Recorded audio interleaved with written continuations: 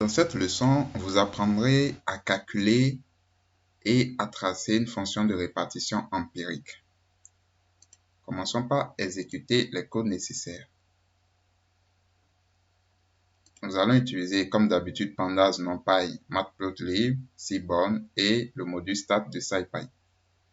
Pour des questions d'esthétique, j'aime bien utiliser le style de ggplot pour mes graphiques, mais ceci n'est pas obligatoire.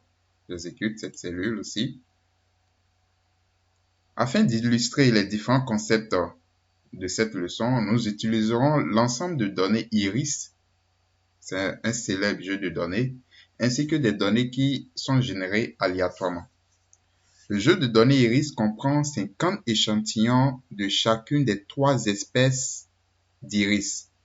Iris, c'est une fleur qui a 3 espèces, Setosa, Virginica et Versicolor. Au niveau de chaque échantillon, le biostatisticien britannique, donc Ronald Fisher, qui a conçu ce jeu de données, a mesuré la longueur des sépales, la largeur des sépales, la longueur des pétales et la largeur des pétales en centimètres. L'unité de longueur est donc le centimètre. Donc, j'ai mis la source Wikipédia de ce travail-là, de ce célèbre biostatisticien. Vous pouvez regarder. Ce jeu de données est disponible dans le package Seaborn et nous allons donc l'importer.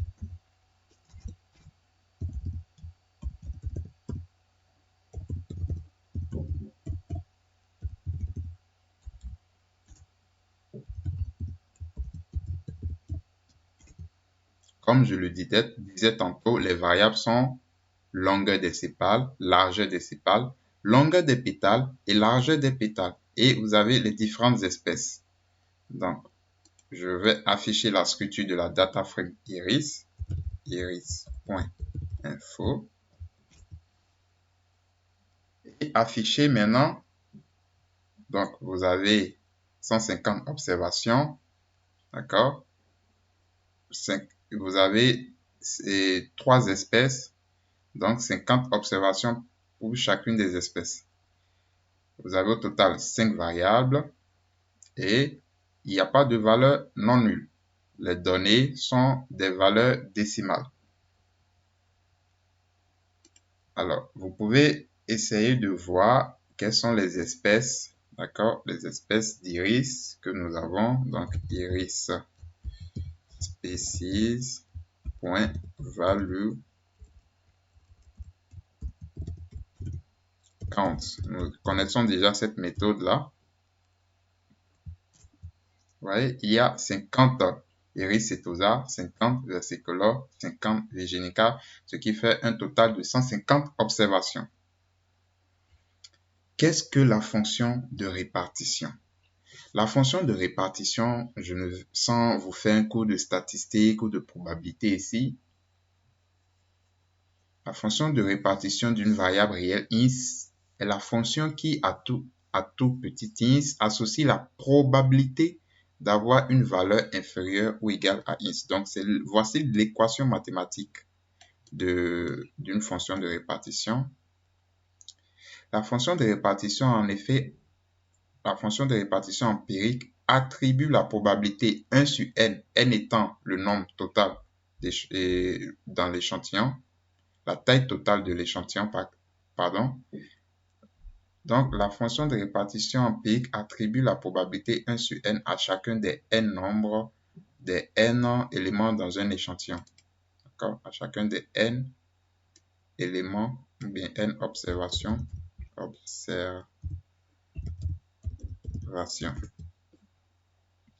Passons la fonction de répartition empirique de la fonction de longueur des pétales d'iris versicolor. Donc, suivez très bien, nous allons le traîner tout au long de cette session-là sur la pensée probabiliste. Vous allez tracer pratiquement chaque fois des fonctions de répartition empirique. Donc, pour ce faire, nous allons d'abord classer on veut tracer la fonction de répartition empirique de la longueur des pétales, donc cette variable-là. longueur des pétales, c'est pas lymphe. Non, longueur des pétales, c'est pétale lymphe. D'accord? Nous allons prendre la fonction sort de NumPy et faire une filtration pour ne avoir que les iris versicolores. Donc, point species. Attention, ici, je vais faire une filtration. Donc, iris. Je veux uniquement les versicolores. Versicolores. D'accord? Là, j'ai la data frame de iris versicolore. Et je vais classer, d'accord, les valeurs de la variable. Attention, la parenthèse. Donc, je vais classer les valeurs de la variable pétale lymphe. Attention, c'est écrit comment? Oui, je peux juste copier ça là.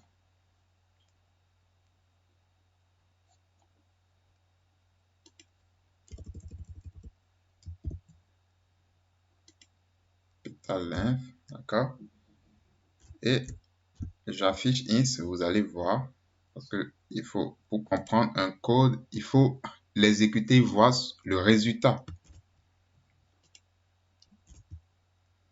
Donc, j'ai juste un classement dans l'ordre croissant des tailles de pétales au niveau de iris versicolore, tout simplement. C'est ce code-là, c'est simplement ce que ça fait.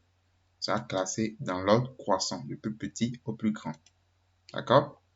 Ensuite, je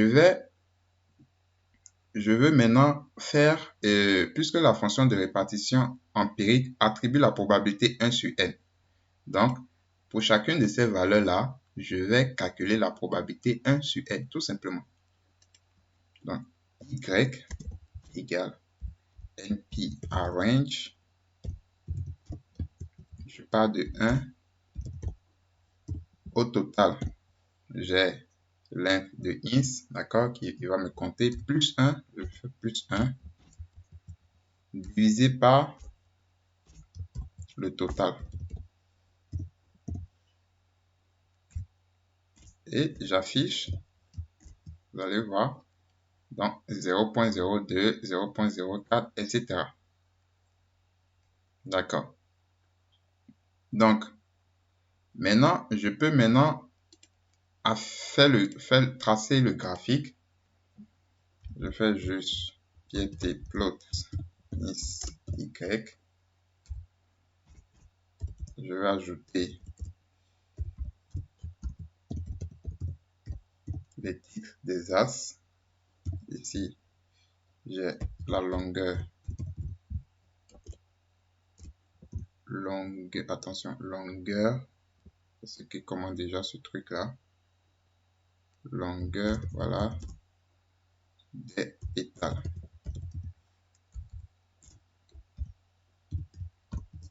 Et en ordonnée, j'ai la fonction de répartition empirique que je peux mettre FRE. D'accord? Le titre, je peux mettre iris versicolore, tout simplement. Et j'affiche le graphique.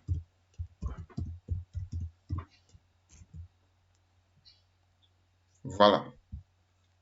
Donc, vous avez ce joli graphique-là. À l'aide de cette courbe, nous pouvons dire par exemple que 60% des échantillons d'iris versicolore ont une longueur des pétales inférieure ou égale à 4,5 cm. Vous voyez? Ça, c'est le genre d'information que la fonction de répartition empirique nous permet d'avoir.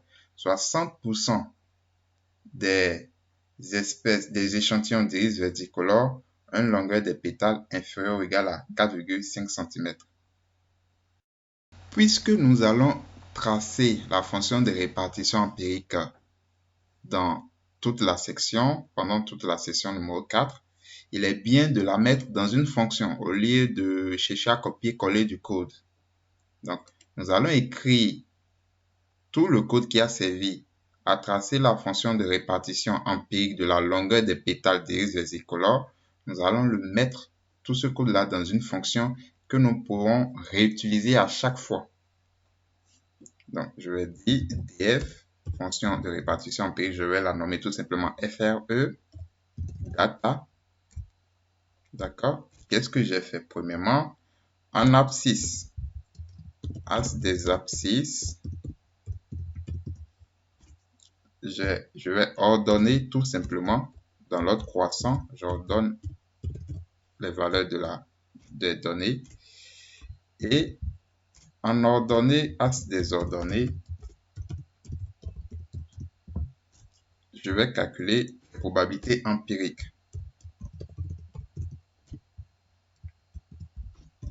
Length de data de ins, attention, de ins, bon, de toute façon, c'est la même chose.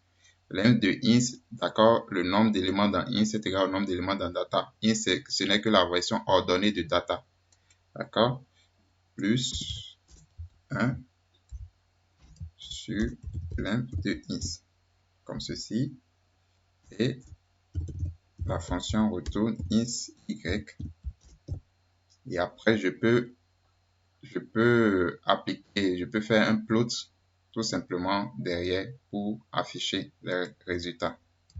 J'exécute. Donc, nous allons tracer maintenant dans le même graphique la répartition empirique de la longueur des pétales de chaque espèce d'iris afin de faire des comparaisons. Donc, je dis is versicolore y versicolore égale, puisque j'ai déjà une fonction qui me retourne les ins y que je dois tracer, donc j'applique seulement cette fonction FRE. Donc le ins ici, c'est je veux la longueur des pétales de chaque espèce, longueur des pétales. Donc pour iris versicolore, je fais encore une filtration. Attention, je fais une filtration iris species égale versicolore. Je vais prendre la variable pétale length. D'accord? Et je fais pareil pour les autres. Donc, iris setosa ici. Setosa, je vais mettre 7. Et je change l'espèce ici tout simplement en mettant setosa. Et la dernière espèce, c'est iris virginica. Donc, je mets virge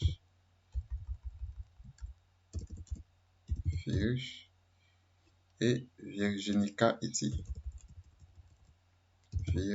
Virginica.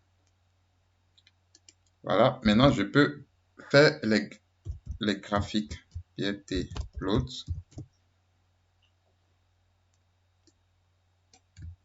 Là, je copie. PFT plot. Je vais mettre pour iris setosa et PFT plot pour iris virginica. Mais attention, si je construis dans le même graphique, il faut que je m'assure que les couleurs sont différentes. Donc ici, je vais mettre pour iris versicolore, je vais mettre la couleur verte, donc green. Pour iris setosa, je peux mettre par exemple la couleur rouge. Et pour iris virginica, je vais mettre le bleu, tout simplement. Égal bleu. D'accord? Et je peux maintenant afficher le type des as. En is, j'ai la largeur, la longueur des pétales. Longueur des pétales. en Y.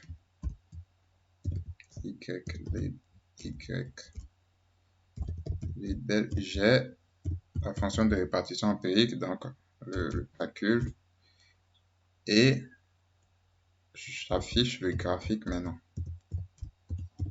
J'exécute. Voilà. Donc, vous avez ici, attention, je peux ajouter une légende.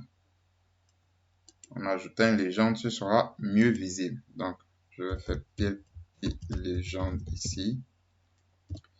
Et le premier, c'est versicolor. Versicolor plutôt. Versicolor. Le deuxième, c'est Setosa. Et le troisième, c'est Virginica. Là, il faut les mettre dans un tuple. Voilà, parce que le PRT légende, il prend un seul élément dans un tuple. Je réexécute. Et voilà, le vert, c'est versicolor. Le rouge, c'est Setosa. Et le bleu, c'est Virginica. Le graphique nous montre qu'il y a de nettes différences entre les espèces en termes de longueur de pétales. Donc, les espèces ne sont pas du tout les mêmes.